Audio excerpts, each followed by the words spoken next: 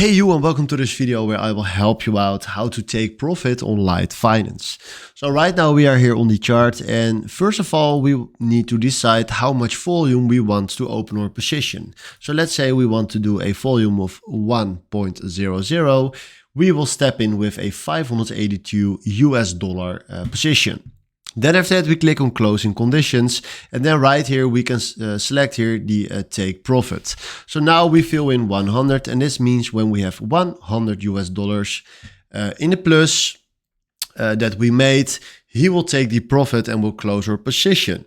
Now if we remove this to 0, we can also play right here with the close price. So let's say we do this and we are telling that we want to close our position when he will hit 1.16, something like this.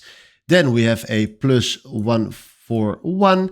And then if we now do buy, we open our position and he will take the profit when this price range will hit. So this is how you can take profit on LiteFinance. Hopefully this was the video where I was looking for. Thanks for watching and have a wonderful day. Ciao.